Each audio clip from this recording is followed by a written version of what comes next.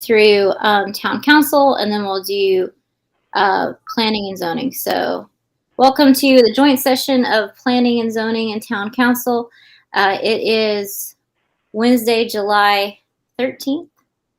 It's 7:03. We're going to begin with roll call with town council members going first. So however you guys do your... Correction, we are at 6 o'clock here. Oh, sorry, you're right. It's 6:03 Mountain Standard Time, or Mountain Daylight Time. Sorry. You're right. I'm on a different time zone. Thank you, Melissa. Linda Sosa.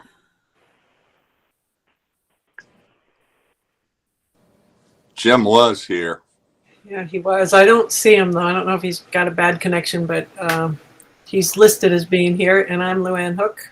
And I'm Brant Murray. Thank you, guys. Jim Sayers, can you hear me now? Yes, thank you, Jim. And we see Can you you see me? Yes, we see you. Okay. Erin Nelson serving as town manager. Thank you. And Ann Lepinen is excused from tonight's meeting. Roll call for planning and zoning. Sarah Burak. Marcia Haydenfeld. Amanda Podmore. Melissa Eggy. Ed Dobson. Thank you, guys. And we will jump right in. Amanda or Erin, if you guys have the link to the document you could throw in the chat for us, that would be helpful to me because I can't seem to come up with it fast enough. And we will just kind of start going through review and discussion of John Barentine's recommendations for the lighting ordinance. I know many of you have already made comments, so I will share the document on my screen and we will kind of just run through it. The idea is to, just so everyone knows who's on the meeting, the idea is to discuss these ideas and these potential changes, but one, it's a work session, so no decisions will be made tonight. And then two, ultimately decisions will be made by town council, not by planning and zoning. We're just here to kind of give our recommendations and work through it together. Any questions about that? Oh, go ahead, Jim. Yeah, I thought that the mayor in our work session today made a useful distinction here, and that is that this document that is being modified is part of the application for dark skies, as I understand it. The ordinances are another thing. So we really want to make a distinction between the application and the ordinance. And the recommendations that are made here are just the minimum kinds of things that would be necessary in Barentine's opinion to be part of the application. So I think that's a useful thought. Thank you, Jim. We kind of talked about this being a parallel document to the ordinance and as an application. I think the mayor explained it, so I think Jim did too. But yeah, to me, it seems like it's going to end up being the ordinance once we have it doctored, have an ordinance in place. And so I don't know technically. I think that's where we are, but. So I understand what you guys are saying. A lot of these recommendations have to do with becoming an international dark sky community. So I know that John Barentine has made some suggestions, some modifications with that in mind. But this, just so planning and zoning knows, we are looking at the ordinance itself. Like these are suggestions to our current ordinance. We don't have to, we can discuss whether or not these are things we want to utilize. But some of those changes were made with having international dark sky community status in mind. So there's been some additions specifically in that regard. Agreed. Okay. Marcia, did you have something else you'd like to add? No, I think Melissa, I'll let Melissa go because I bet she's as confused as I was on what we would. Go ahead, Melissa. Thanks, Marcia. Chair, my question, it was just about a technicality in making comments in the document. If you wanted me to be also in the same document you're sharing on the screen and follow along that way, if you want just edits made like within the text, or if you want them just as comments or a combination. If we're just explicit on how we want that, I'll follow along as best as I can. And anyone's welcome to edit and please direct me though if I need to make a copy or some other formatting. Thanks. So Melissa, that's an excellent question, and I saw your email earlier, and I'm sorry I didn't have time to respond. We can kind of maybe think through this together, but I would suggest only making comments in this, because I think we should keep the suggested language very clear. And at this point, we're not editing the language so much as we are discussing the potential of incorporating that language or striking through some redundancies. So I think let's just make those comments. So as we go through, if you're like, wait, I don't want to delete that section, let's make a comment that says, you know, Burak says save this because of X, or this consensus was we could eliminate this, or something like that. That's what I would also like to see. Thank you, Sarah. Thank you, Erin. And thank you, Melissa, for doing that for us. And okay, go ahead, Marcia. No, just to the last qualification is when we do this, we are making comments that planning and zoning would be giving to the town council like we normally do. We're just lucky to be working together so they can hear us and understand those comments, as opposed to giving them to them written, which we've seen not communicate as easily as together. Is that where we're at here? Yes. This is just a collaborative meeting to discuss the potential of changing, making these changes or not making these changes, pros and cons. And I know that many of you have read through this ordinance and have already put in your comments. So my plan is to kind of scroll through it. We'll stop where there are comments so we can maybe get some discussion, and then we'll kind of just move on. But if there's definitely, as I go along, if there's things you want to discuss further, let me know. I'm going to change screens because I can't see you guys when I'm sharing. So if you have places you need me to stop, verbalize it. Luann, I do see your hand at this moment. So go ahead, Luann. I was just going to say that I have a big screen and I can barely see it, so you're going to need to enlarge it a little bit so everybody can read it. That looks good for me. Can everybody see it? I can take it to 200, but that gets a little. No, this looks good to me. Okay. It looks nice and readable, but yeah. Thank you. You're welcome. Any other comments or before we start looking at the document itself? Sarah, I don't know if it would be appropriate to read this into the record at this time or when we get to the section, but we did receive an email from Wesley Shook that the mayor requested be read into the record. Would you like that now or when we get to the section? No, let's go ahead and do it now, Erin, and then we'll just have it. Thank you. I appreciate it. Alrighty, we received the email on Wednesday, July 13th from Wesley Shook. It reads, since Planning and Zoning Commission are discussing a change to the ordinance concerning dark skies, I have the following comments. The section is 6.60.120 violations. An adversely affected property owner may bring actions to enforce this chapter to the same extent as the town. Wesley writes, if the town decides to remove this portion of the ordinance, then how does the town plan to enforce this section? If it is removed from the ordinance, then residents will only be able to serve the town with a lawsuit to enforce the regulations. It would seem to be better if we allowed residents affected by light pollution to take on the folks who are violating the rules. I hope that the town and planning commission determines it is better to leave this section in place to help enforce the rules. Has any action been taken by the town to enforce this regulation, which went into effect on July 1st, 2022? And that concludes it. Thank you. Thank you, Erin. Thank you, Wesley, for your comments. All right, let's jump into it. And like I said, I'll try to jump back and forth, but if you have places you need me to stop, just unmute your microphone and tell me because I can't see you anymore. I'm going to scroll through this. This is mostly just notes for us to understand the changes that have been made. I will take a minute to review this just in case, because I know some of you, it's been a while since you've looked at this, but the original ordinance is going to be in black Courier new font. Proposed changes are in red. Lighting best practices and suggestions are in orange. And then anytime that Dr. Barentine wants us to kind of understand what he's suggested, he's given us notes in blue.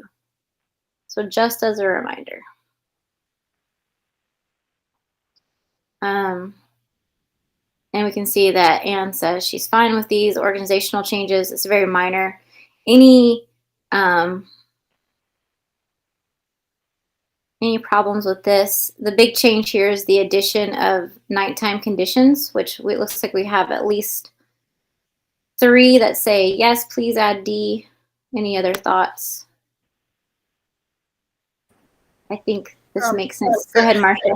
Sarah, I had sent some comments in writing, not knowing for sure if I'd be here, but my general comments, so that I don't have to keep interrupting, is that most of the orange and a lot of the blue explanation therein is great, because that's who we paid to give us this information. So I, for one, am not going to click on each time and go, yep, yep, yep.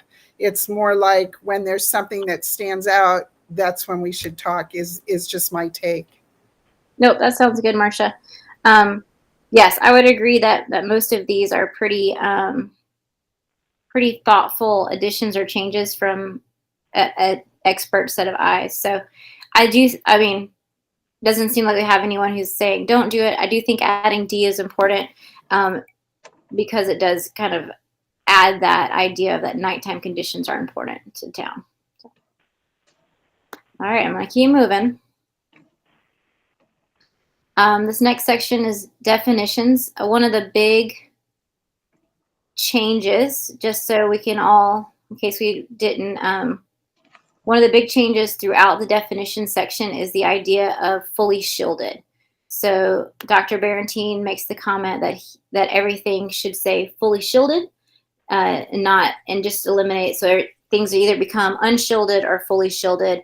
We're not going to worry about partially shielded. We're not going to use full cutoff. The correct term would be fully shielded. So we see that change a lot, just so you guys know as we go through definitions. I think it works well. I do too. It's definitely clearer. This is a point, just something to keep in mind as we go forward, because I thought it was an interesting idea.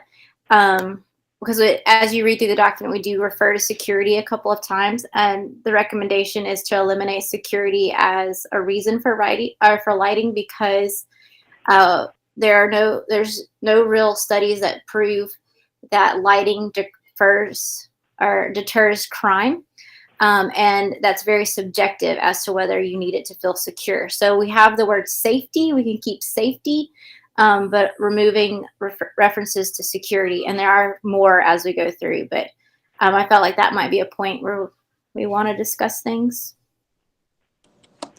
I like it, and I think anytime you can clarify in less words is what we're looking for. Yeah. Okay, so I would say I would suggest removing security as one of the necessities for lighting. I agree. Yeah, I agree too. I'm kind of curious that he left safety in, because it's kind of the same sort of nebulous. How safe do you feel to walk a path or whatever? Yeah, and I guess the difference would be we do have provisions for lighting your sidewalk or your walkway or lighting your parking lot, which would be more of a safety don't trip versus like I have to shine this light on these things so bad things don't happen, right? So but yes, thank you. So maybe Melissa, this would be a place where you could put seems like people are good with removing security as a comment. Okay, keep going. Yes, this was a very technical change of definition, but I think it is good to be more technical.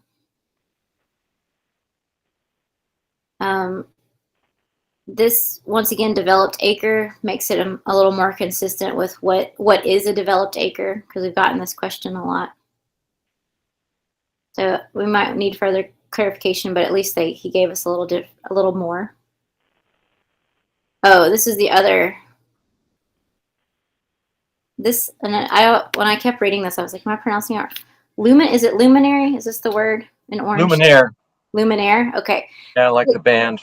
Okay, so this is the word he suggests that we change throughout. So instead of using fixture, he says using a luminaire. So that's a pretty consistent change throughout definitions throughout the ordinance. And once again, just to be more specific. Sarah, I completely agree with this, and using one word makes sense just for everything, like Brant was saying, even less, making less words. My only question is, did we put the word luminaire up in definitions so that everyone knows it means light fixture? No, but that might be a good comment, Marcia, to throw in, that maybe we need to define luminaire, because I feel like as you read this, it becomes clear we're talking about a light fixture, but we might need to define that because it's not a word you would have in everyday conversation. Okay. It's coming up. It's number 14. Oh, okay. Thank you. Couldn't remember, Luann. Once again, getting rid of the idea of anything other than just being fully shielded. So fully shielded.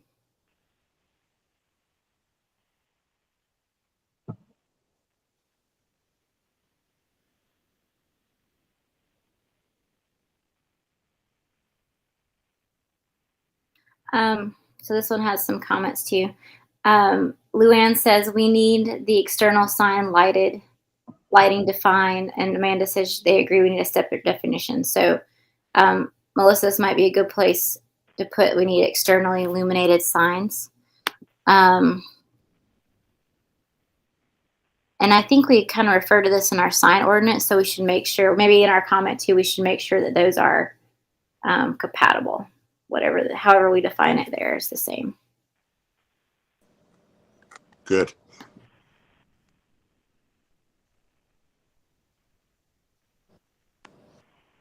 I'm okay with changing lamp instead of bulb. This is kind of a bigger, I feel like this light trespass definition, we should make sure that we all kind of agree, because I feel like it becomes it's going to be one of the things that our town is very concerned with. We already know people are.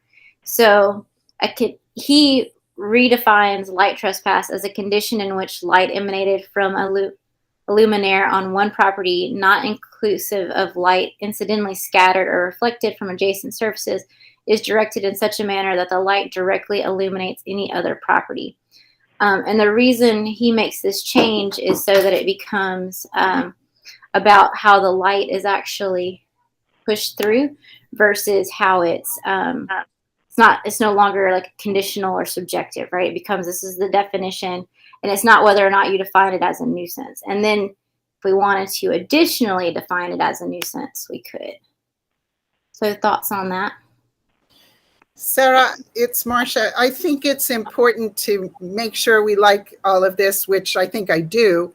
And that's because there's a big difference between your neighbor's property lighting your property or trespassing, and the idea that you're in your house, but you can see his lights. That's not trespass. That's his lights on his property. You just happen to be able to see them. The trespass affects when it leaves his property onto yours or onto the next property. So I think this says that, but I think that's where we need to be really definitive. Yes. Thank you, Marcia.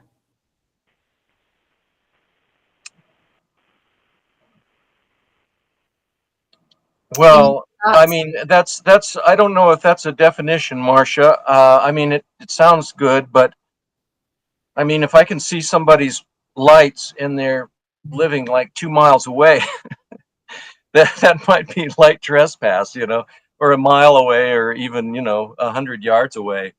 I think it has to do with the brightness. But anyway, I like all of Barentine's words here, and I even like the option that the town might wish to formally declare, but that's just me.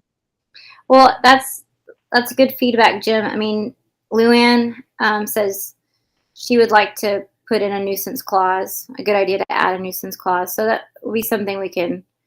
And then Amanda, of course, thank you for thinking about this. Yes, it should. The nuisance clause should be an addition, somewhere else in our document, probably not part of the definition itself. But something we should maybe think about adding somewhere else. Well, Go ahead, Martha. no, I agree, except I want to go back to Jim. Jim, if I look across and see someone's light, it's not trespass. It's what I can see out there. It may be bumming me out to see a light bulb across the way, but it's not trespassing onto my property. So that could be the idea of the difference between trespass, nuisance, and something else. I'm not saying not to do something. I'm just saying there is a difference. So if we have light trespass as defined, could you go back up a little so we can see what that was? Just slight, there it is. Light emanated is, and not that it bounced off the car or something when you saw it, but it is directed in a manner that it doesn't illuminate any other property. That makes sense for trespass. Now we have to determine if nuisance is going to include the fact that we can see someone else's lights and what that means. If it's a mile away, well, you just got lucky, you have good eyesight. But if it's something that your neighbor's porch light is always in your bedroom window, for example, maybe that's a nuisance because I see it, even if it isn't trespassing on my property. So, and to clarify, if light is coming into your bedroom window, that would be trespass, because that's the thing. If it's directly illuminating the other property, right, it is trespass. So you're right. If you can see a light from a mile away, like that's not lighting your property. You just right. That was a misstatement. I agree with Luann then. The bottom line is we have the light trespass definition and we should have a light nuisance definition then. Don't get into whether it's a particle or a wave. No, we're not divining it that far. Thank you, Ed. And then I feel that this lumen definition is hard to I feel like it's very technical, but it is a better definition. And as we've seen, as we've kind of started making these changes around town, lumens are very easily found on packaging for most lights now. So lumen, and moving away from any other idea. He talks about that. We will talk about it as we go forward, but moving away from what's below where we're at, how do you like transition from a watt to a lumen? Or he just says, don't do it. Just put lumen, use lumen everywhere. And then, because that is kind of the industry standard. So he said, go ahead. I think that makes a lot of sense as well in just the ordinance in terms of it's all very standardized. But of course, when we're taking this out to the public in more of an informational setting, we'll be able to talk to that in more layman's terms, I would think. Yes, I agree. Yeah, and I think it also prevents that that stressful math of trying to configure watts to lumens. We don't need to do that. We just look at the lumens. Okay, so suggestion to remove this table. Any major heartache? Okay, doesn't seem like it. Ah, yes, Luann, good call. There's our definition for luminaire. Luminaire.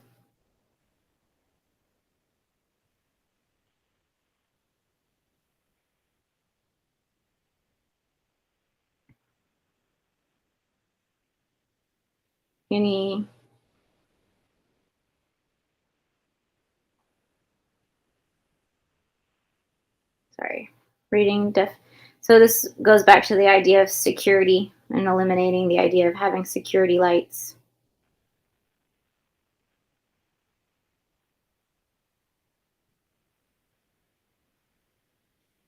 Can I stop for a second? Yes, go ahead. I'm going to highlight in line 19, or excuse me, point 19. Is this a comment? I think I did it. I don't know why it's blue though. Did I agree? You did it as a suggestion, I think, Marcia. Okay. Shall we leave it as is, or do you want to revert to like the original text and then put this comment in a comment? I think everybody can see it for what it is with next to it. Yeah, I think it's okay. Okay.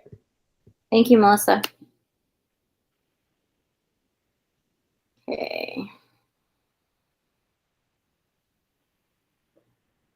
Oh, and then Amanda makes a good point here with substantial modifications. Does this align with our zoning code? And we would have to check that, Amanda. So that would be a good point, a good place to flag, because off the top of my head, I don't know the answer. I do like as well this additional definition of string lights, mostly because we get asked a lot about it in planning and zoning. So I think it's good that we've defined them. And then all he's saying is that, once again, either things are shielded or unshielded. We're not worrying about partially or just shielded or unshielded. So wait a minute. Does that mean we allow them or don't allow them, or I'm confused? This is just defining them. Okay. But he's saying that we should maybe think about a maximum lumens.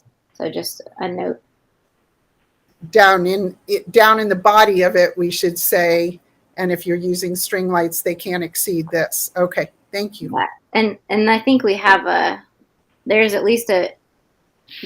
place in here where we talk about you can have them for holiday seasons, essentially. So we can think about it again there. But it has been one of the questions we've been asked a lot, like, can you have them for on your patio or for parties? And so maybe just providing a maximum lumen. So like as you here, suggest limiting these to the brightness of 50 lumens per linear foot. So you'd have, you couldn't have 1,000 lumens in string lights or something, right? So anyway, but that suggestion isn't necessarily a definition. That may be something we want to put in the ordinance as we go on.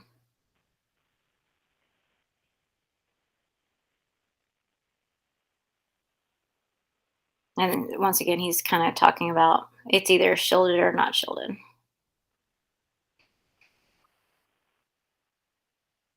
Okay, so here's another place. So light trespass from interior lighting that negatively impacts adjacent properties is also prohibited. So this would be a place for discussion. This last sentence, he says, might be problematic because it's outdoor lighting and it's unclear whether it can regulate indoor lighting, even as it impacts the outdoor environment. It also seems out of place attached to this item, which is unrelated. So he's recommending striking that. He's recommending striking that. I think we should. Okay. Could perhaps the idea be that ends up being part of our nuisance ordinance? Perhaps if it's a concern. I don't know if it's a concern, but if it is, and you're right, we can't tell people to turn off their living room lights. So. That's what I was going to suggest, Marcia. Yeah. So maybe that's a place where you could put a comment that we agree that it should be removed from this section, but possibly added to the nuisance clause. Yes, because it's a little bit harder to regulate. I think Marcia and I both said to a future nuisance ordinance. Oh, sorry, to a future nuisance ordinance. Thank you, Amanda, for that clarification. Outdoor lighting, we could address indoor lighting at a future date. Gotcha. So I think then the consensus is that we just strike this. Amanda, for clarification, you just said the words nuisance ordinance. Are you thinking of a separate document, or are you just thinking of a nuisance clause in this ordinance? Oh, I was thinking separate document. I thought that's what you said too. So. No, sorry. I believe that lighting needs to have a thing in it saying what is that you can't have a nuisance lighting situation.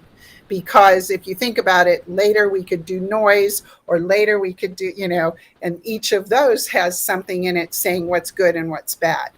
So my belief is somewhere in these paragraphs, you will have, here's what you can't do, meaning a nuisance. His point here is that this is entitled the outdoor lighting ordinance. And so it's specifically referring to any outdoor lighting. And so it doesn't regulate any indoor lighting. So I'm wondering if I just feel like there's not actually a place for this prohibition in this ordinance, unless we were to reframe the whole thing as indoor lighting as well. Well, that's a good point. Why'd you have to be so right? I have one comment on indoor. Oh, sorry. Let's go Luann and then Brant. Okay. On the indoor lighting, if somebody has a spotlight in their living room that is shining out and still shining on somebody else's property, I believe that would still be a trespass lighting, even though the fixture is inside shining out. That's true. That's interesting. That's true. I mean, the definition of light trespass doesn't say whether it's a light that's mounted indoors or outdoors. Go ahead, Brant. No, that was my question. Does it matter if it's indoors or outdoors as defined by trespass? That has a separate definition, I think. Yeah, I'm not sure, but I will say I definitely agree that it doesn't belong here. So maybe we can think about that more if it comes up. Any other thoughts?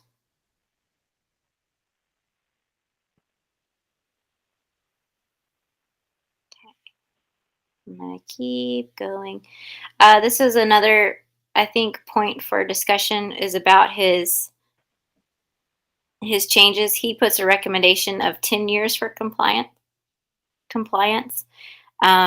Amanda says, I suggest an additional 2 years given that property owners have already had 2 years.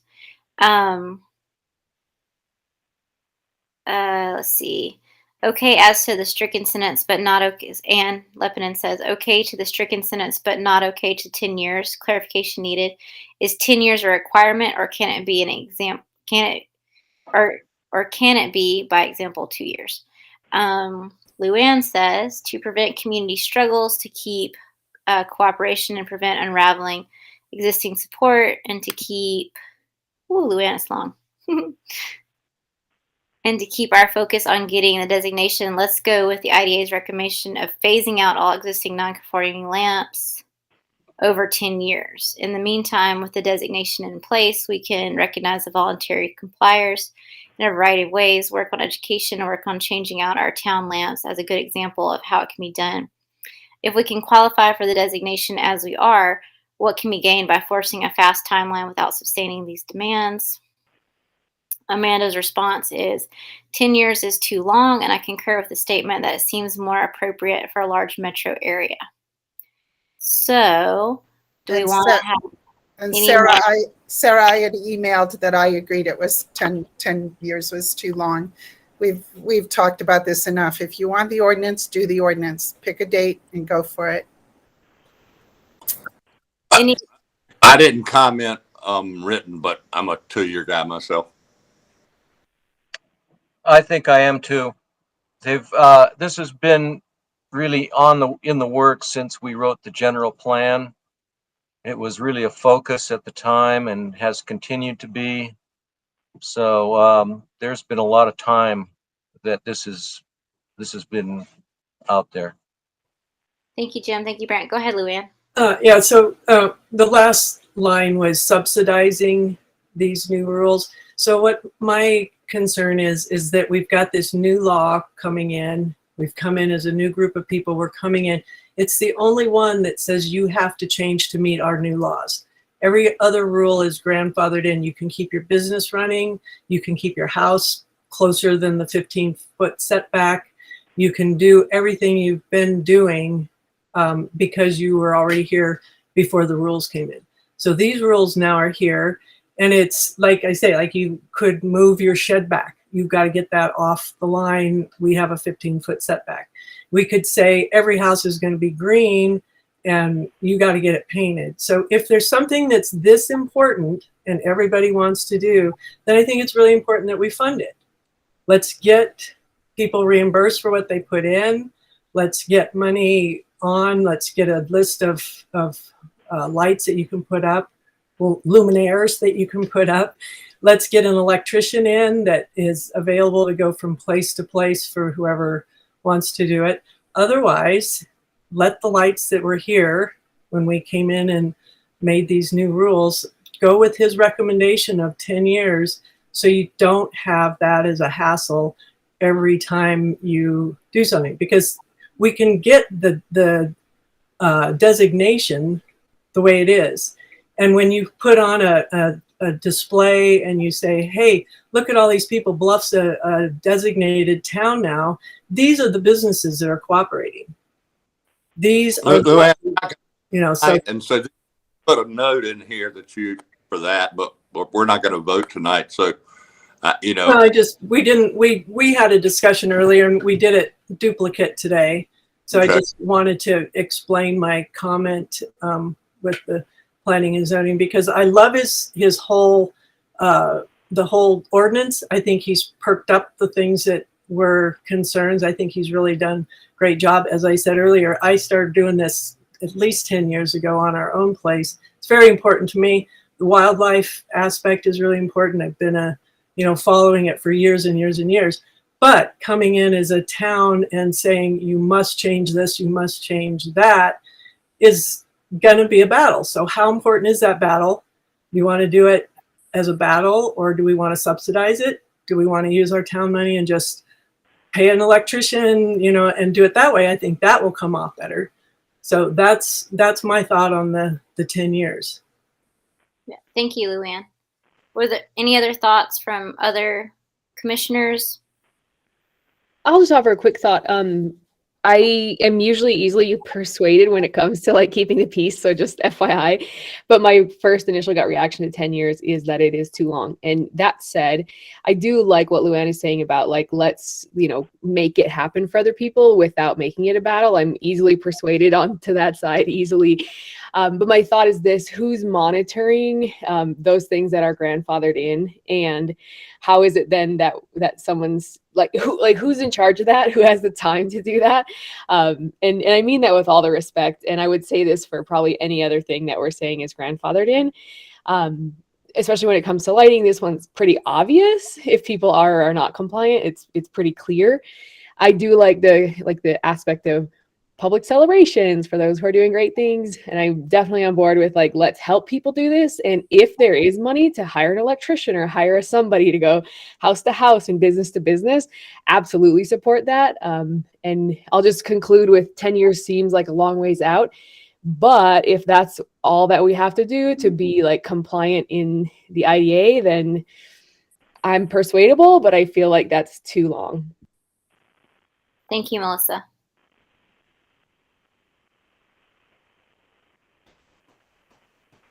Thank you, Luann. These are all, you guys have made some very thoughtful comments. I will confirm with Luann that there is nothing about our town at this point that would prevent us from beginning our application. You don't have to be fully compliant to become an IDA community. And I am with Melissa. I also want to support people making these changes, but I also feel that 10 years is a little long. I feel like that loses momentum and focus. So I'd like to see something done sooner than 10 years. But we'll just leave it as maybe, Melissa, you could put in your comment here, since this was one of our bigger discussion pieces, just kind of the general consensus on that. And then town council, you guys can discuss it further later, because that'll be one of the bigger things to talk about. We will. Sarah, this is Marcia, and I just want to say again or reiterate the idea that the town is writing ordinances that it wants the town people to do. Many are the real ones of safety and values and the welfare and safety of the citizens. And when you write those, you write them for the force of doing them. And to sit here and write ideological ordinances about how lovely the sky is and then not enforce what you've written, to me, just doesn't represent the town enforcing its laws. So I agree with Luann completely that there should be some subsidizing and help for businesses and even residents trying to do this. We talked about that a couple of years back when all this started, but I just don't want to string it out, no pun intended. I think that we need to say, we wrote this because we all like the idea of the dark sky. And even if you don't, we're going to ask you to do this within a prescribed time. And it should be sooner than 10 years. Thanks, Marcia. I'm gonna move us along to our next one. And I think Melissa's right here with this modifications. We should make sure that we consider using land use clearance language.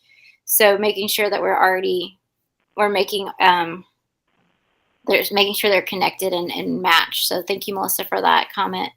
That would be, since we're in here making changes, would be a good place to think about it. Also, with the change of ownership, Melissa just asked the question, how is this being monitored?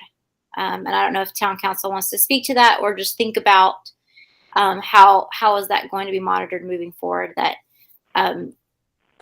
businesses are meeting this requirement before the property is sold. Brent, go ahead. Yeah. You know, for setbacks and stuff, nobody's going to monitor that unless there's new construction in the setback. So, I don't think we need to monitor any of the stuff that's that has ordinance that protects it. So, but lighting is not a structure in the setback.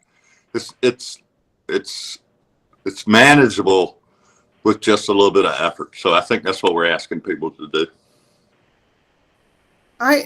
Brant, I would beg to differ here about people not checking things. I'm not quite sure what you're referring to. If someone's building something, the building inspector damn well better notice whether it's 15 feet from the side or 25 feet from the front.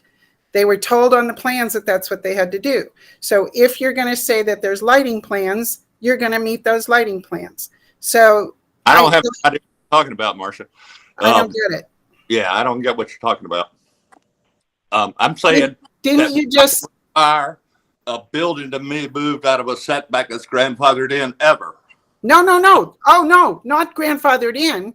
But I thought you meant that if someone put a building closer than 15 feet, we wouldn't stop them. We would. No. I'm just gonna stop real fast. What I'm hearing from both parties,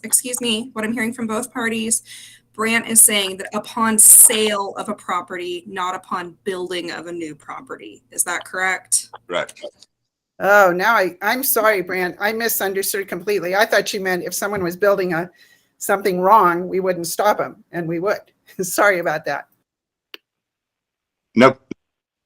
No problem. I'm sorry I didn't make it clear. Okay, we got it. Okay, I'm moving us along because we're starting to get close on our time. This is kind of goes back to what we were thinking about earlier, which is the idea of eliminating the idea of wattage and just using lumens. So basically, once again, just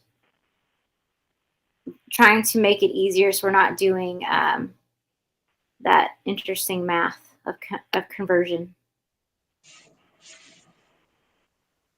I'm going to keep us going.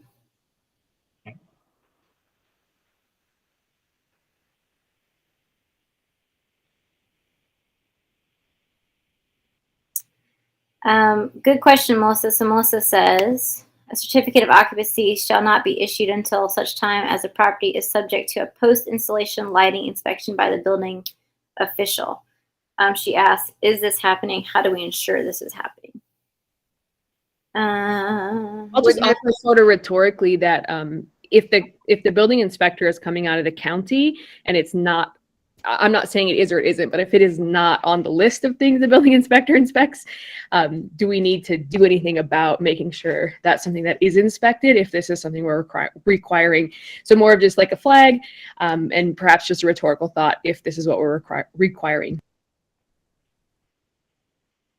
Yeah, the town council is, it is an ongoing process in working with the county on all of the ordinances that involve county interaction. It's It's not going to stop. It's just continuous. And I think that's just a relationship that we have with the county. So there are probably going to be missteps, but I have noticed that our mayor pretty much stays on this. And when something is done by the county that is not correct according to our ordinances, and we've asked them, she follows up on this. So it's a real concern, or enforcement is a concern, and I think it will continue to be. But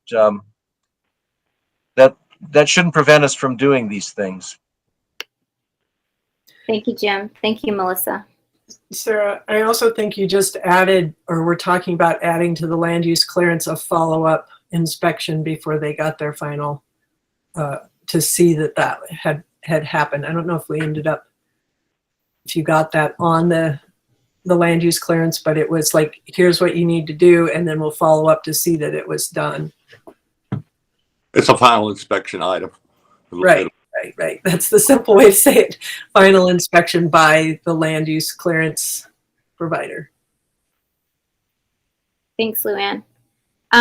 This next item with the variance, Melissa, you make an excellent point. I think it would be worth Chris McEnany really looking at the variance and how we do that. But as far as relocating it, I don't have any problems with that. But I agree that Chris McEnany could be helpful in that situation, and because it seems like a rare instance we would have a lighting variance request. Yeah, agreed. So I guess in this case, planning and zoning encourages town council to talk to Chris McEnany about a variance clause. And one of the things that has come up is, like, if you were running a restaurant and you needed your dining room lit up a little more until 10 o'clock, and then you were closing at 11 or something like that, then that you might need a little bit more for that hour every night, was an example that came up. Thank you, Luann. That helps to clarify how you would use a variance. Okay, I'm just going to keep moving us along.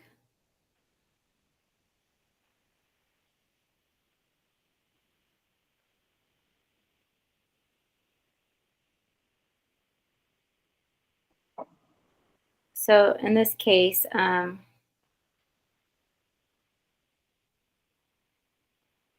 sorry, Amanda, do you want to, basically in this part, he's saying that we should just provide some examples versus trying to have a separate characteristics section. So Amanda, are you saying that you say keep his suggestions, remove our table? I'm saying keep his suggestions and not incorporate them into the definition section. Because he was saying maybe we should put some of these in the definitions, but it seems more prescriptive than defining. So thank you, Amanda. So yeah, so keep these, but don't add definitions.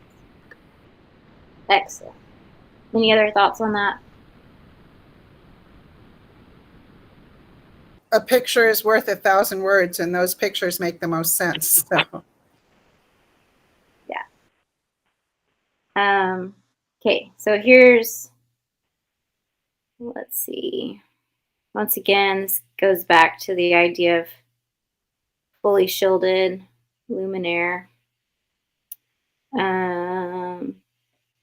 Moving all the spotlight stuff to the motion sensor provision.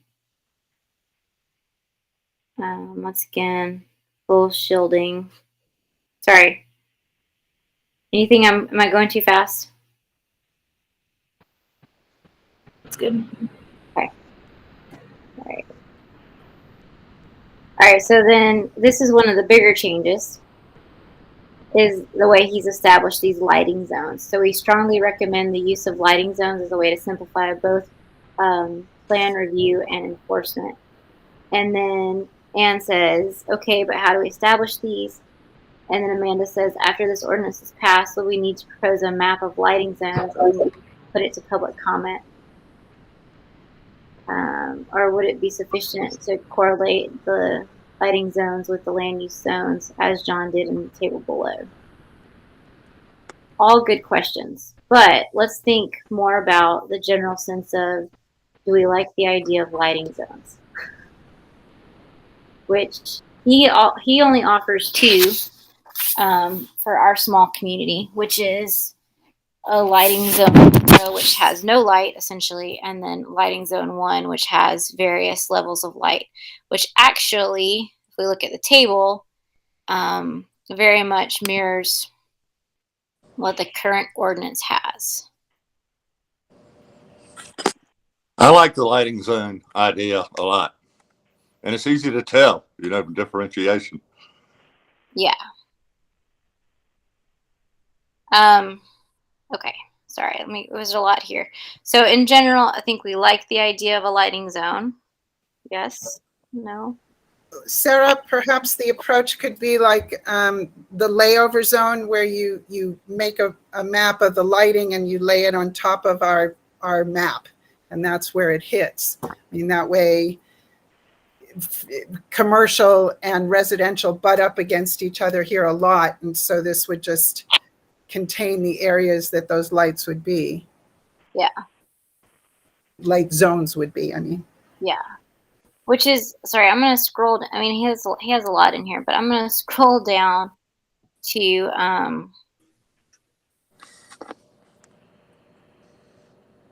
any problem with reducing the kelvins from 3,000 to 2,700? Everybody feel pretty good about that? That's another big change before I keep going. It's not a big change, but it's another specific change. So I want to get down to this table.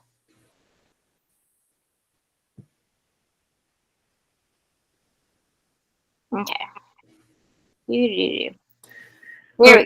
Sarah, can I just make one comment on those zones before I forget? He has the residential, commercial, and F1, and then all of the ag is up in no light.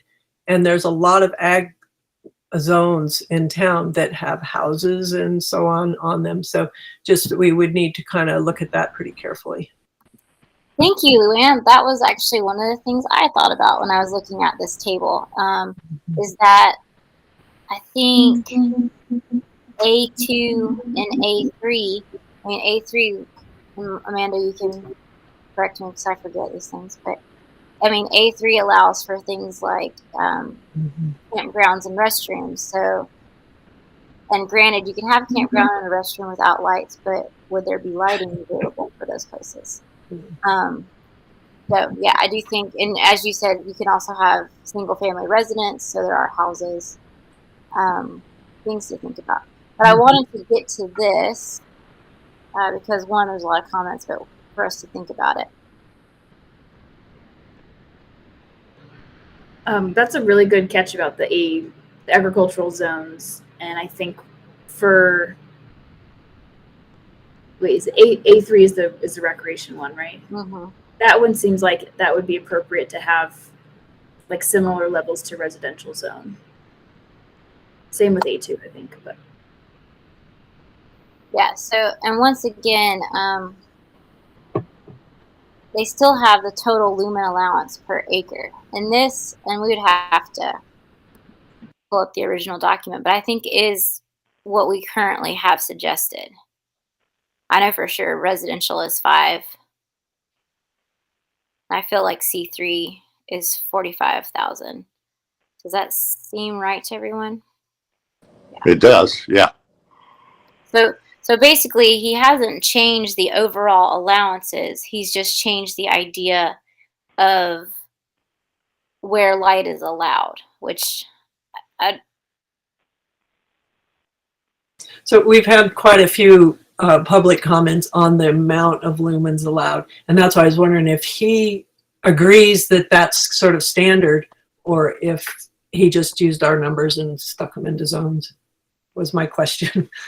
So Luann, that was also my question. I don't know. And Okay. I would like maybe there could be some follow-up with him about this and get his feedback, because yes, you're right. There's been a lot of concern about whether this is too limiting, and if it's, I would like to have a more general sense of where this stands. And to be honest, I like the table, but I also don't know if the zones makes it any clearer for people.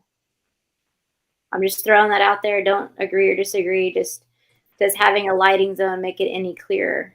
If you think about, we're going to have a dark side of town and we're going to have a side of town that's not so dark. So 2 zones make sense to me without even a third zone being considered. We're going to have a dark zone and then a mixed zone where commerce occurs. So that's why I like this idea. Okay. Thank you, Brant. Sarah, I have a thought. I guess I find the lighting zone a little bit confusing in that the lighting zone 1 has a wide variation of lighting restrictions. So to me, it's like, why not just have correlate lighting restrictions per zone instead of, I don't see a lot of utility in the LZ1, I guess, but. Kind of with you, Amanda. But yeah. I don't think it's a bad thing. I just don't know if it does it help clarify. That's, I guess, my big question. Yeah, same. Right? Would it be easier just to list it as opposed to have it in this table? And then not to be negative, but I kind of liked it. So I don't know where he got it, but to me, it's like, oh, okay, nothing there. And you can bump it up a little here. And then if you have full on the highway, you can bump it to there. If you're on the residential side of the historic district, you're going to have to bump it down. That. Anyway, I kind of liked it, but I could do with either one. No, and I agree with you, Luann, in the sense that I understand the utility of it, especially when you're talking in broad sweeps, right? Where like there's no light here, there's some light here. But basically, we're talking like 2 different. I guess where my confusion comes in is that we have like no light and then we have light, but in lots of different variations, right? So you have 2 zones, but there's lots of variations in zone 1. Zone 0 has nothing, and then there's like lots of different variations. So I'm not making any point to agree or disagree, just And are we making it clear? Is it clear for citizens? That's all. If we switch up the agricultural zones, there would be variation there. Yeah. With 1, 2, and 3. And the one other thing I noticed, that was lumens allowed. So they're still allowing some unshielded light to happen. Not a lot, but there's still an allowance. So if you want to put something up that's that many lumens, it would be okay. And that's a good point too, Luann, because that would be in addition to the ordinance. We don't currently have an allowance for unshielded. Right. Oh, wait, clarify that. Just so I agree with Luann when I looked at this and thought, what does that mean to have unshielded and shielded? Meaning I just spent money to get new lights, but we still have an old spotlight on the back of the house that I know we're going to not use or whatever. Does that mean that I get to use my spotlight? I'm not sure what that meant. So No, it does not, Marcia. I'm in your backyard. Not in my backyard, but I want to be showing it right on your. So, Marcia, I think technically, yes. I mean, it would say that you have 5,000 lumens, and then you have potentially 1,000 lumens that are unshielded. And we could maybe talk about this, how that breaks down. It's like your walkway, right? Because your walkway lights are maybe not fully shielded, or your spotlight. But then you have your exemptions. We'll get to that part too. You have your exemptions if it's a motion sensor, right? That doesn't count against your total lumens. Well, maybe we just leave off the unshielded then, because now we're telling people, wait a minute, but you can also have. He says below that it's required for the IDA certification. Yeah, so that is one of those things we have to include. And I'm assuming these are his recommended numbers. So just FYI. Which I mean, 1,000, and just so you guys know, 1,000 lumens would be like 1 really bright light or 2 moderate lights, right? Just to give you kind of an idea. And that just keeps it from going into the court battles and stuff. Like I can have 1 light and it doesn't raise alarms. I An think idea. my house is, I think my house is in C3, so I could potentially take Marcia's floodlight and a whole bunch more and just go kind of crazy. Technically, yes, Linda, you could. You could light your whole house up. 45,000. But you have, once Yeah. again, no light trespass, so just has to stay on your property. Melissa, did you have something you'd like to add? Yeah, I just put it into a comment, and I think this is about making sure this table is super clear. So I think we're all asking questions that would really need to be addressed to clarify the table.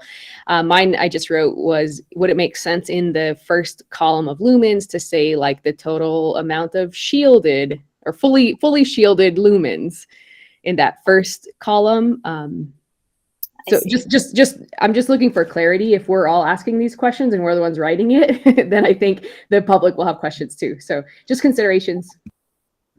Thank you, Melissa. I think so. Let's just do a time check, and I have 7:03. I think this meeting was posted as to go till 7:30. 30. Or are we comfortable continuing? Yes. We do have a second agenda item, so I would like to leave maybe about 10-15 minutes for that. So we're gonna power through and get as much done as we can until about 8:15, and then we'll try to hit our second agenda item. Can Aaron, could you explain what you mean by the document with Dr. Barentine's of the R5000 and 1000? It could be deleted. Oh, down at the bottom. Oh, I see. It was just a formatting issue. Just that, but it would still stay in the table. Correct. Yeah, we just need to Sorry. that's formatting. Yeah, I see that now. Sorry. All good. Okay, I'm pushing us on, guys. Ready? Thank you for that discussion. Once again, he's moving the general census or motion sensor somewhere else. My only comment with the signage is that we need to make sure it matches our sign ordinance. This one I think is okay to strike because basically it says, you can't just think there's no light trespass, right? Let's see. Implies that uplighting is permitted in certain instances. So Anne says, need consistency, suggest wording in 6.60.1A to use the keyboard. Hey Sarah, Yeah, you're a little bit muted. Can you speak closer to the phone? Oh yeah, sorry. Is that better? Very much. Okay, thank you. Did you guys hear me? Could we? So Amanda and Anne have issues with E. Amanda says, "Can we just remove E?" And I would agree. I feel like we could probably just strike this language in E. And then I also recommended striking F because we don't define what low wattage means, and that's what he said. Yep, I agree. I think we could also just strike F. Great. Agreed. Okay. Looks like we're all good here.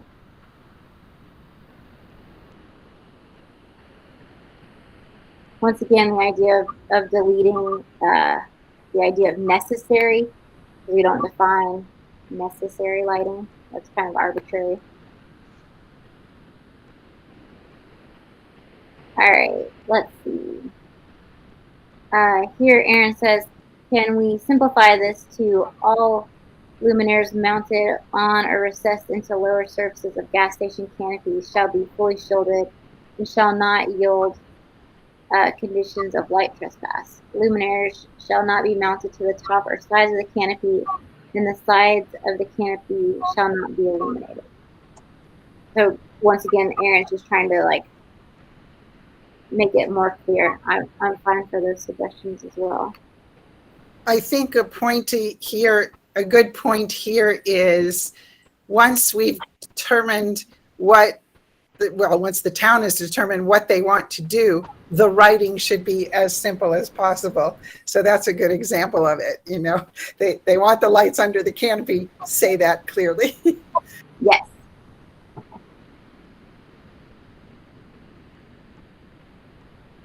Okay, yeah, so changing street roadway lighting to specifically publicly owned lighting. I think that's all good. Parking lots.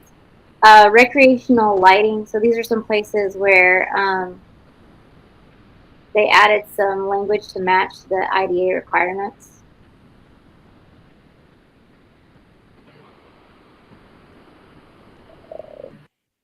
So he's actually added a few suggestions here, which is the intensity of lighting is adjustable based on the task. Lighting shall be extinguished by 10 p.m. or the end of play. Recreational lighting equipment will be furnished with timers to prevent lights from being left on accidentally. So he's added the requirements. I think those are pretty easy things to add, even though we don't currently have lit ball fields or tennis courts, in case we do in the future. Okay, I'm pushing us along.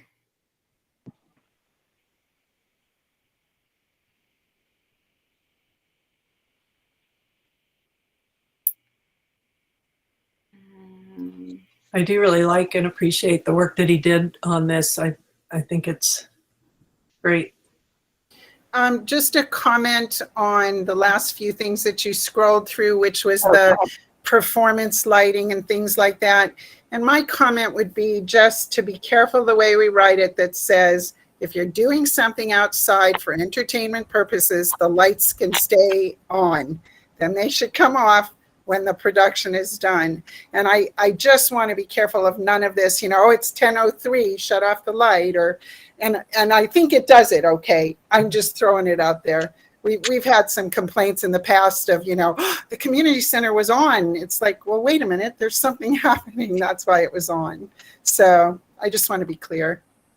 Yeah, thank you, Marcia. I agree.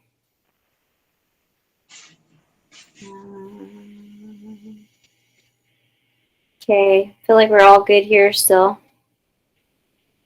Okay. Sorry. Okay. Yeah. Getting rid of harsh. Once again, getting rid of the idea of low wattage. And then curfew. This goes back to something we've talked a lot about already. Curfew. Lighting of all illuminated signs shall be completely extinguished no later than 1 hour after the end of the usual business hours and shall not commence again until 1 hour before sunrise of the following day. He says this item is added to address a specific IDA requirement. Good addition. Curfew, yes, Amanda. Curfew was discussed during our first round of ordinance writing, but I'm glad to know the IDA requirements. So I think planning and zoning in general would support the idea of a curfew. But yes, I will say that during public comment, it was not popular. So I'm also glad to see it come back in. And I appreciate whoever answered me that lodging does not have to turn off some kind of arrival lights for the nighttime, so that it's considered 24 hours. That just confused me, but we're good. Excellent.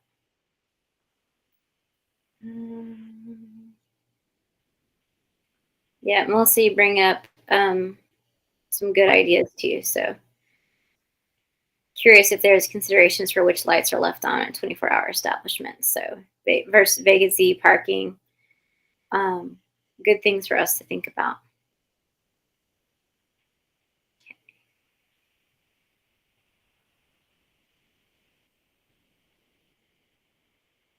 Okay. Any form of lighting whose use is mandated or otherwise governed by a legal jurisdiction higher than that of the town. Okay. Oh. Holiday lighting from October 25th to January 30th, as long as it does not create a hazard or nuisance. Lumens for holiday lighting shall not exceed property lighting allowance. So, Marcia, does this mean in addition to an existing lumens, or do you have to shut down your allowed lighting to add holiday lighting? This is an addition, Marcia. Good question, though.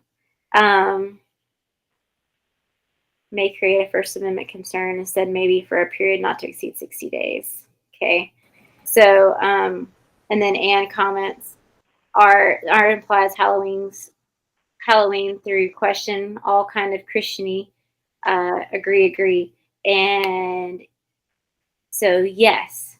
And I can, just for clarification, I can speak directly to this because during public hearings, people wanted to be able to have lights for Halloween and lights through Balloon Festival, which is why we've picked this date range. I have no problem with it being a different date range, but I will say that I don't know if a date range is better or worse than saying 60 days, because that becomes very like 60 days when, and then once again becomes like who's tracking those 60 days. I don't know. Anyway, doesn't matter. Just something to think about. Sarah, I like the 60 days. I mean, the original one, it was October, November, December, January, basically, which was 3 months. So you could bump it to 90 days, but 60 days, then you just, if somebody leaves them on all the time, you say, hey, look, we've got a 60-day thing and you can't have those on in my yard next door day after day. Thanks, Luann. Yep.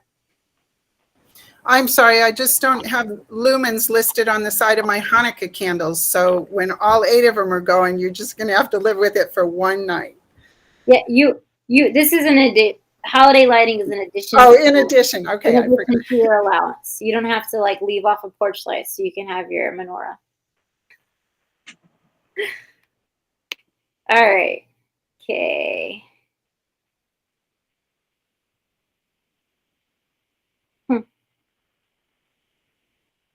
Interesting. Sorry. Fossil fuel lighting. That's a curious.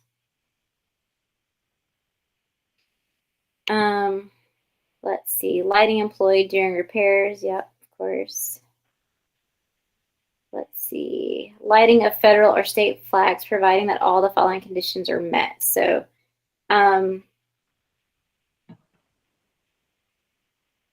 any concerns or problems with the idea of flagpole lighting?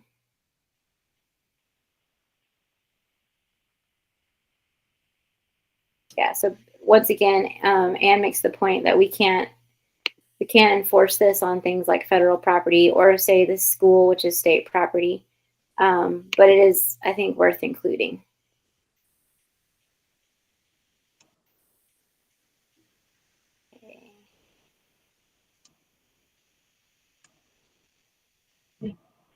Okay, so and basically there's a big addition of motion sensors, right? Provide all the following conditions are met. So your motion sensor lights don't count against your lumens. Sorry, I have to change positions. Can you guys still hear me? Okay. Yes. Thank you. So lighting is activated by motion sensors and extinguishes within 5 minutes. Trigger sensitivity threshold is adjusted to avoid improperly triggering on small objects. Luminaires do not create conditions of light trespass. That one feels pretty good. Okay. Yeah, so removing the dates, right? So we just put not including holiday lighting.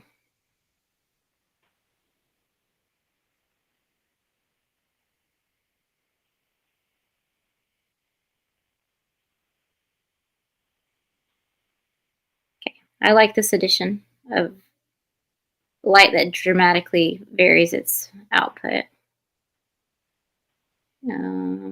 Any other major thoughts, comments before we talk about our second agenda item? Did we pass by the part that said that your neighbor could sue you? We must have somewhere. But Yes. It was right there. So I would just like to make my point that I understand neighbors can sue neighbors because they do it every day in this country and they always will. I don't see why the town should tell them to. I understand that if a town writes an ordinance, the town gets behind it, the town enforces it. If a neighbor's disgruntled, the neighbor is going to go to court and say, I'm suing my neighbor, and the judge will decide whether there's a case. I don't want people in Texas telling that their neighbors can't get an abortion, and I don't want our neighbors telling each other they have the wrong lights. It's D, I believe. There, yeah. Yeah, there is. Thanks. So I'm adamantly against that paragraph or that statement, and that's my opinion. Thanks, Marcia. Since it was the comment from one of our citizens, if anyone else would like to weigh in at this point. The one that recommended it be put in is our attorney. I was against it all along too, but he had recommended it to put more teeth into the whole ordinance was his recommendation. I can see, Marcia, after listening to you, I can see that if we don't have it in there, we're the enforcers, they will sue us first and then their neighbor to go enforce our rules. Sure. But Luann, citizens are going to do that every day. They're going to come, we've already had a meeting with a citizen in town who said, I'll just take you to court. He said it 12 times till, I just said, stop saying that. Right, exactly. It's just, exactly. So I agree with you. I'm just saying where it came from. No, I understand. I'm surprised he left it in, the Barentine, he left it in for whatever reason. So anyway, just that's where it came from. Interesting, Luann. I wouldn't have thought an attorney would put it in there, but maybe he needs work. I don't know. Hey, thank you guys for your very thoughtful comments. Any other ideas or suggestions before we move on to item 2? Okay, so the next item on the agenda, I'm going to stop presenting this, is to talk about the change.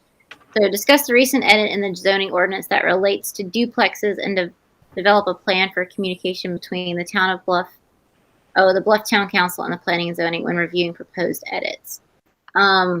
I don't know that we're going to have a ton of time to talk about how to better talk to one another, but I know that Mayor Lippinen wanted us to kind of talk about how we read this new section, right? So the recent edits to the zoning ordinance that relates to duplexes. Aaron, any chance you could pull up the most recent? You could drop that in chat and I can share it. And we can look at the language because there's the point of discussion is that it could be read to allow duplexes or it could be read to exclude duplexes. And I think we need to come to an understanding of what it does say and how we interpret it and whether that needs to be changed. So in our 10 minutes, we'll do that very quickly. And Sarah, I need 1 minute at the end under other because I have an email question that Aaron and all of us need to look at. Okay. Thank you, Marcia. I will try my best. When we last discussed this, this is the document that I just posted was the one that I was told is the most up to date. Thank you. Hopefully that's true. All right. And this is specifically, just as a reminder, this is specifically regarding commercial zones. So I'm gonna try to find the right spot. And whether or not you can have it originally said a single family dwelling, and I don't know what it says now. I can't remember. So let's try to find it. I think they said they wanted to leave it as single family dwelling, and that became the problem. That became the misunderstanding or the miscommunication, in my opinion. I think it's 601010. Well, Okay, all right. Is it? And then if you scroll down to 601090 is commercial C1 district. Yeah. And then it talks about it was just called residential dwellings. It's still highlighted. Oh, so did they leave it residential instead of single family? Did you change it?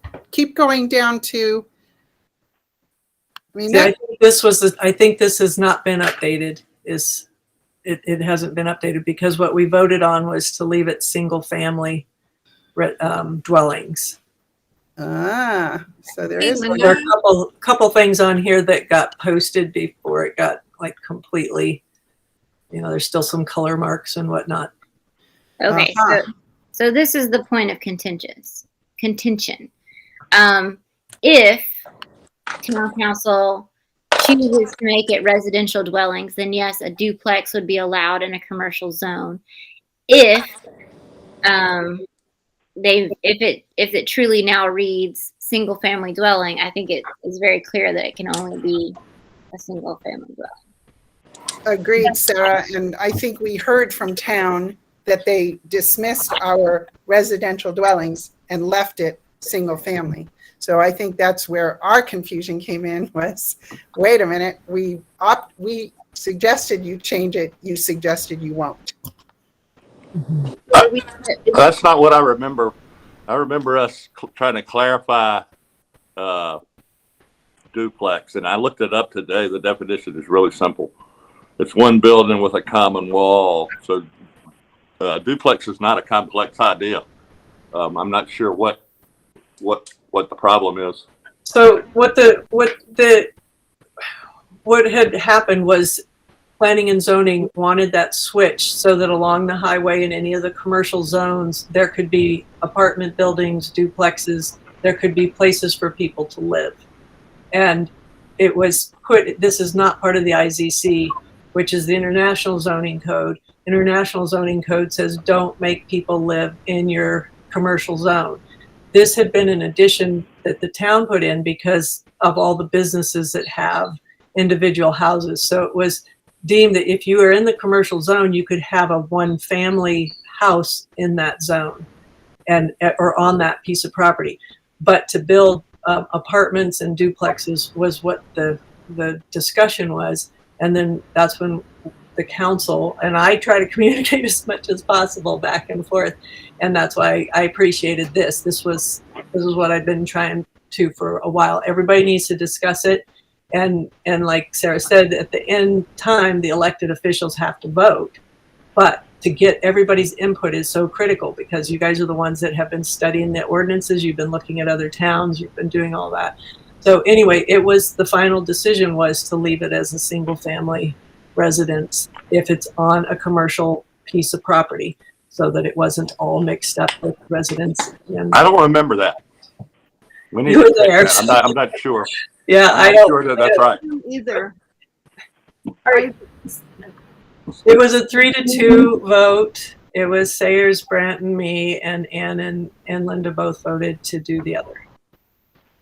Okay, so thank you, Luann. That clarifies for us. And I think maybe when we get this updated ordinance, I think that makes it very specific that a duplex would not be allowed if it's a single family dwelling. But that also lets us transition very briefly into the other part, which is how do we communicate this?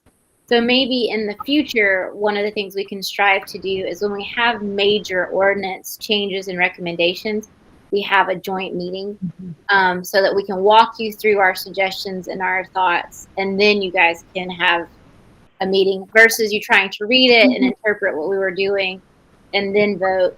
We could just discuss it as a whole group. And I think that would be, maybe we're a small enough community, I think that would be a good process moving forward. And just for, none of these are set in stone forever. And so just as me looking at it compared to the International Zoning Code and what we have here, a duplex is different than putting a whole apartment building. Like in Blanding, they have an apartment building right on Main Street. They've got, they build new. So do you want people to live right up on Main Street? Or maybe the duplex gives you 2 workers that can work at that business that's also on the lot. So, it could be that it could change it instead of residential dwellings, switch it to single family or duplex, and maybe that would fly. So, Luann, does it still say in the one that really should be posted, doesn't it still say the word single family dwelling? yes, that's what we voted, but Right. where it is, I'm not sure where that is. Yeah, this got missed. There's just still some, we just need to go back through those recordings and make sure that what we have posted is correct. Can I ask who was making the edits on that? Like who would be the person who had that most current version? Whoever was taking notes for the town when they did that, because this one with the underlined residential dwellings, that's the one that planning and zoning would have forwarded to town council and said, here's our suggestion. Our suggestion is the word residential dwellings. So that was a perfect example of something that the town said, no, sorry, single family only. And that's fine if that's the final decision, but it's not posted that way. And oh, by the way, that's not fine. I'd like duplexes. Well, and I think what I'm seeing here, maybe in the confusion as well, is we had a zoning ordinance final, and then it says with proposed amendments. So as the title, I think there was some confusion about what was posted. So I can start digging through and see. I think this was probably just before I came on. So we'll take a look and see where the actual edited version went. But I do like where Sarah is going in terms of, is there anything else that we can do to mitigate against this happening in the future besides joint meetings, or is that how you all would like to proceed? One of the ideas was about communication, and with Aaron on board, I do feel like we're going to have a lot more successful information handoffs too. So I'm excited about that. No pressure. No, thank you, Brant. And I that is one of my goals. Absolutely. I think it also helps as well that, you know, it's not just one person going back and forth between the meetings. Luann does a great job of keeping everyone appraised of what's going on, but to have some continuation, you know, it is my goal to attend, you know, as many meetings as I can.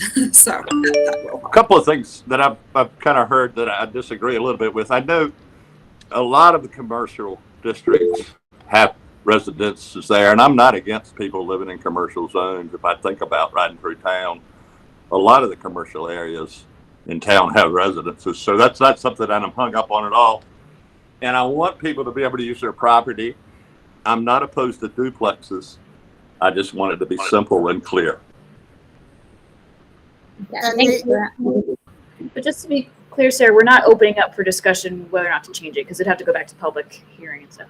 Yeah, this was I think Aaron has kind of hit it a little bit on the head, where we have something posted that's maybe not the actual final version, and there's been some confusion.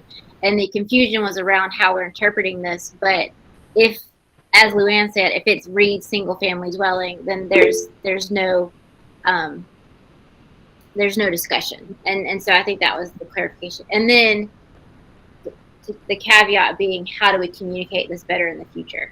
Joint meetings, using Erin, because she's here to help keep us all started and on track. And now we have hit our time. So I'm going to move us on to other.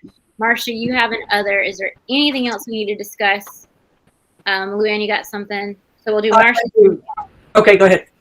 Okay, so I got an email today under the planning and zoning that Erin, you, I believe, got a copy of in Bluff office, and maybe a couple of others, and it's from a engineering company that's surveying the Desert Rose property for, one would assume, potential buyers or whatever.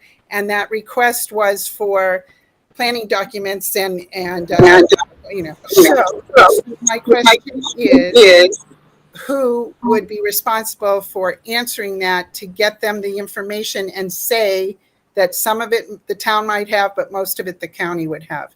Is that an Erin assignment? Is that planning? I just want to know what to do next. Valid question. I have not seen that email. The office email gets checked by a lot of people. Let me look at it, and I will reply to all without, and then you all don't need to respond to me. We'll just take it from there. It may be, it should be a grandma request. It is. He put in through the grandma request, I believe, attached to it.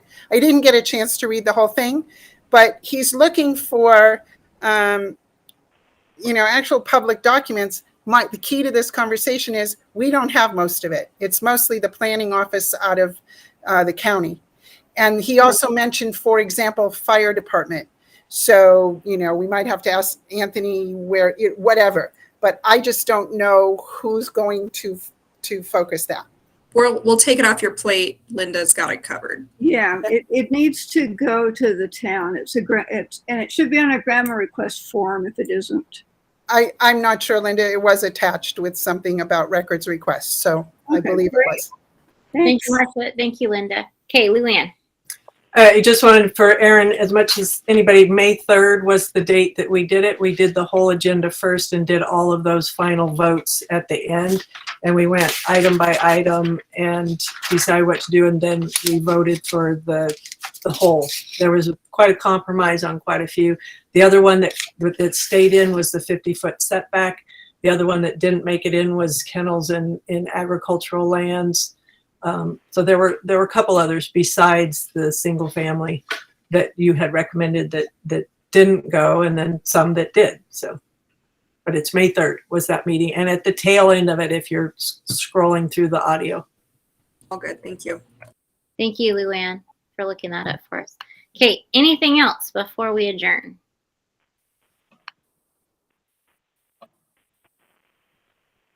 I make a motion to adjourn the joint working session. Can I get a second? If I vote, I'll vote second. Okay, Brandon, motion. Okay, all in favor of adjourning, say aye. Aye. Aye. Aye. Aye. Great job, Good night, everybody. Thanks, everybody. y'all. Thanks, you guys. We do appreciate all Thank the you. feedback and all of that. So, Really great. yeah, I thank think you. Motion passes unanimously. We're adjourned at All right. 34. I think this proves we do a good job as a team getting this information across. Good night. Good night. Thank you, guys.